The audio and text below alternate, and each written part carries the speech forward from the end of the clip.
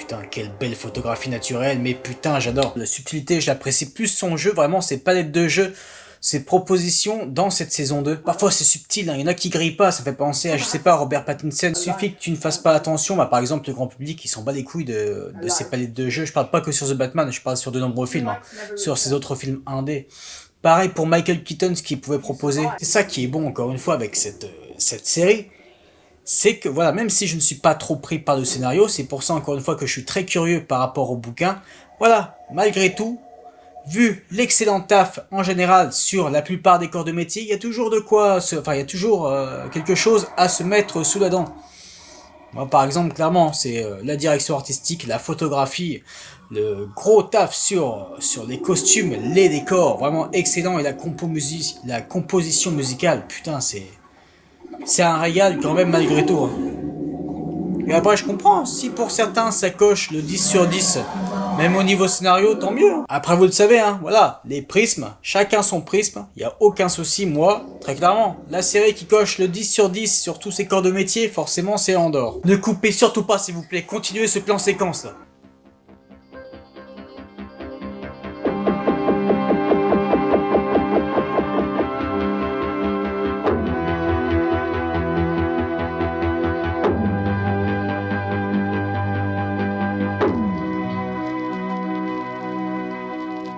Salutations camarades, on se retrouve aujourd'hui pour la réaction devant l'épisode 7 de House of the Dragon saison 2, c'est parti.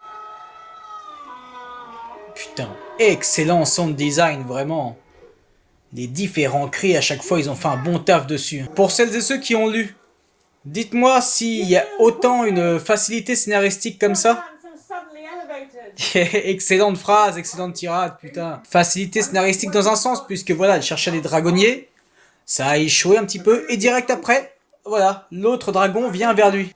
C'est bien de voir l'espoir dans ses yeux. J'adore leur contraste de couleurs, là, leurs deux vêtements. Putain, quel beau taf, encore une fois. C'est bien ce plan-là, avec la vie en bas. Enfin, la vie, bientôt, la mort, là, vu ce qu'on voit. C'est très bien, continuez. Ah, ce face à face, c'est bien. Excellente valeur de plan, là. Là, avec lui, dites-moi ce que vous en pensez. Et là aussi, je suis curieux, n'hésitez pas à me dire, hein, parce que là, ça change de mes vidéos sur Star Wars ou sur Batman. Là, comme je l'ai déjà dit, je ne connais absolument rien des bouquins, que ce soit Game of Thrones ou House of the Dragon, entre autres. Là, je trouve que ça tourne un peu en rond avec lui. Est-ce que c'est comme ça aussi dans les bouquins ou pas? Parce que là, ça fait 4-5 épisodes. Pas grand chose, à part, oui, certains trips, on va dire, certaines allumes, mais sinon... Il est très bon, lui, putain, ce jeune, il est excellent, je le connaissais pas du tout. Excellent. Quelle direction artistique, et quelle photographie intéressante, cette photographie assez blanche. Mais en général, les photographies blanches, je n'aime pas du tout. Mais là, putain, comment c'est fait? Le traitement, c'est excellent. Il était pas excellent dans son jeu, putain. Eux aussi, leur nuance de bleu sur leur costume, là, à droite, putain. C'est bon. Allez, vas-y, bute-le. Belle compo, hein, putain, là aussi. Intéressant. Récompensez-les pour la photographie, hein, s'il vous plaît. Putain. Oh, putain. Je suis vraiment content hein, qu'ils soient pas crevés, hein. Parce que vu ces palettes de jeu... Là aussi encore, de nouvelles palettes de jeu forcément. Putain, la compo, je me répète, mais putain, faut la choper la BO.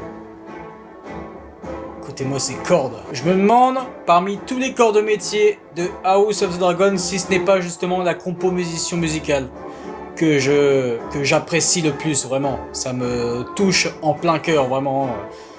C'est... Pouah.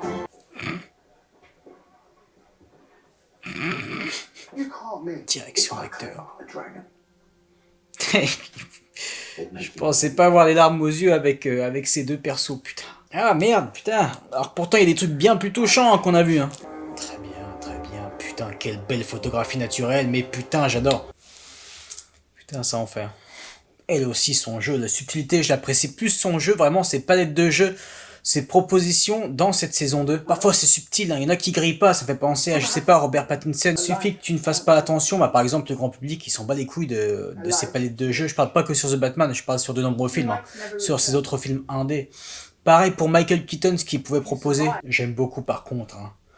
Ce concept des bâtards, putain, c'est excellent et puis tellement réaliste. Non mais là aussi, il a beaucoup plus de nuances dans cet épisode que dans les autres, c'est dingue. Alors après, il peut y avoir des jours avec et des jours sans hein, pour les acteurs-actrices. Hein. Ça arrive très bien. Mais là, du coup, je suis curieux si c'est pas par rapport au réa. Parce que aussi, hein, ça se ressent aussi une direction d'acteur plus que d'autres par rapport à certains réalisateurs. Hein. Forcément, c'est tout con ce que je dis, c'est logique. Pareil pour la direction, justement, sur la photographie. Voilà, comment tu diriges le directeur photo par rapport aux autres réa. Et aussi bah, par rapport forcément aux valeurs de plan. C'est ça qui est bon, encore une fois, avec cette série. C'est que, voilà, même si je ne suis pas trop pris par le scénario, c'est pour ça, encore une fois, que je suis très curieux par rapport au bouquin. Voilà, malgré tout, vu l'excellent taf en général sur la plupart des corps de métier, il y a toujours de quoi, il y a toujours quelque chose à se mettre sous la dent. Moi, par exemple, clairement, c'est la direction artistique, la photographie, le gros taf sur les costumes, les décors, vraiment excellent, et la composition musicale, putain, c'est un régal quand même malgré tout. Hein. Et après, je comprends, si pour certains ça coche le 10 sur 10, même au niveau scénario, tant mieux. Après, vous le savez, hein, voilà, les prismes, chacun son prisme, il n'y a aucun souci, moi, très clairement. La série qui coche le 10 sur 10 sur tous ses corps de métier, forcément, c'est Andor.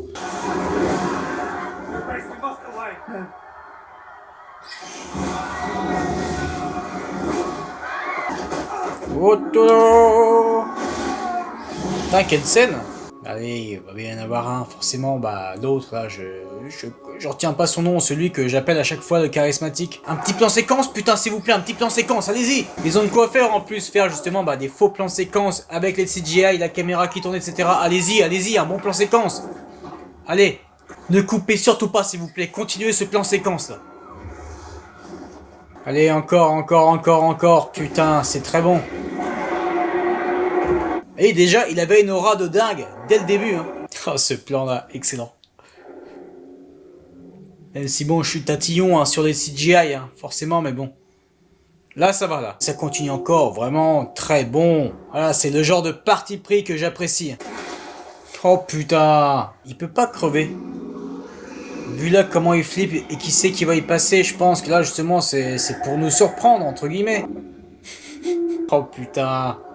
C'est bien de voir en arrière-plan. Ah, c'est con, ils auraient dû continuer un petit peu. Pour vraiment déjà les voir en arrière-plan, vraiment. Lui, il fait tellement triper dans son jeu. Putain, très réaliste son jeu, c'est très bon. On a rarement vu ça autant de réalisme. Parce qu'en général, dans n'importe quel film avec des dragons, voilà, quand on chevauche les dragons, quand on est dragonnier, bon, voilà, c'est souvent assez badass et tout. Non, là, t'as vraiment cette véracité-là. Et c'est très intéressant. On a déjà vu pourtant des dragonniers, voilà, des héros, où la première fois n'était pas autant véridique, j'ai envie de dire. Oh, c'est excellent, putain. Ah, ça fait du bien que ça se retourne un peu là, retournement de situation, putain, j'ai des frissons là. Ah là, je suis soulagé, on va dire, parce que je ne sais pas si vous vous souvenez, dans la saison 1, j'ai pas autant été pris, surtout vers la fin. Je dois être l'un des seuls gros connards de merde, oui, vous pouvez m'insulter, à avoir été déçu vraiment du final même de la saison 1. Après, comme je l'ai dit, voilà, la dramaturgie, bien sûr qu'il y en avait, mais moi, niveau dramaturgie, j'ai plus été gâté par Andor. Excusez-moi, après chacun son prisme. Ah, cette petite bouffée là d'émotions, voilà, moi si aussi je fais des vidéos réactions, ce n'est pas que pour analyser les valeurs de plan de la photographie ou autre, surtout que certains s'en battent les couilles, voilà. Chacun apprécie ce qu'il veut, chacun a sa vision bien sûr, mais voilà, si je fais aussi des réactions, c'est également pour ressentir parfois des émotions. C'est important. Bah là aussi, vous l'avez forcément vu, hein, niveau émotion dans Andor, hein. Vous m'avez vu pleurer 2 ou 3 fois, entre autres. Donc voilà, bah écoutez, on se retrouve la semaine prochaine pour le final. J'espère vraiment, ça a l'air de promettre. J'espère vraiment un final, peut-être pas d'anthologie, mais voilà. Un final, un véritable final de saison. Voilà. Quant à nous, on va également se retrouver pour Batman Caped Crusader. J'ai vraiment très très peur là, je suis de moins en moins hypé. C'était le projet Batman que j'attendais le plus parce que tu fais revenir Bruce Timm, voilà, l'un des co-créateurs de Batman The Animated Series. Et là, le peu que je vois vraiment en direction artistique, putain, moi ça me botte pas du tout. Moi, ce qui me rassure dans un sens, plus ou moins, c'est les scénaristes, entre autres Greg Rucka, Ed Brubaker, mais là, putain, je sais pas où on va en fait. J'espère être surpris, ça peut arriver. Quand tu n'attends rien, finalement, quand tu flippes, et au final, bah voilà, tu peux avoir justement une très bonne surprise. Voilà, on se retrouvera aussi pour la suite de ma découverte tardive de The Wire. Andorre, comme je l'ai dit, à partir de cet automne, vous l'avez vu, le post dans l'onglet communauté, voilà, il y aura à partir de cet automne une vidéo mensuelle consacrée à Andorre, et ce jusqu'à 2025. Voilà, après si vous n'êtes pas fan de Andorre, pas de souci, il y aura aussi Batman 85 ans, la partie 2 qui va arriver. Donc ouais, The Wire, on se continuera ça, on se continuera aussi The Shield, ensuite il y aura les vidéos réactions de la série HBO Max, et attention, HBO Max, enfin c'est surtout une série Max, plutôt qu'une série HBO, mais il y a l'air d'avoir la qualité, c'est pour bien sûr The Penguin. On se retrouvera pour toutes les vidéos réactions, entre autres, il y a encore pas mal de choses au programme jusqu'à la fin de l'année. Voilà, je vous souhaite une bonne journée ou une bonne soirée. Allez, ciao!